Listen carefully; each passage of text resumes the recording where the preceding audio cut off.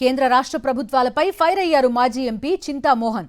కేంద్రంలోని బీజేపీ, రాష్ట్రంలోని చంద్రబాబు ప్రభుత్వం దళితులను అణగదొక్కుతున్నారని ఆగ్రహం వ్యక్తం చేశారు. దళితుల ఆత్మగౌరవాన్ని దెబ్బతీసేలా వ్యవహరిస్తున్నారని చంద్రబాబుపై మండిపడ్డారు. టీడీపీ పాలనలో ఉద్యోగులు స్వతంత్రంగా విధులు నిర్వర్తించలేకపోతున్నారని ఆవేదన వ్యక్తం చేశారు మాజీ ఎంపీ చింతామోహన్. దళితులకు పట్ల వివక్ష ఉంది. తెలుగుదేశం ప్రభుత్వంలో ఐఏఎస్, ఐపీఎస్ అధికారులకు సరైనటువంటి పోస్టింగులు ఇవ్వటం లేదు. ఎందుకు ఇవ్వటం లేదని నేను డిమాండ్ చేస్తున్నాను చంద్రబాబు నాయుడిని.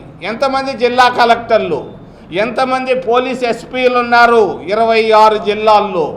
మీ దగ్గర ఉన్నటువంటి శాఖలు ఉన్నాయి, ఎన్నో శాఖలు ఉన్నాయి. ఆ శాఖల్లో ఎవరెవరు ఐఏఎస్ వాళ్ళు, ఐపీఎస్ వాళ్లకు, ఎస్సీలకు మీరు ప్రాధాన్యత ఇచ్చారు?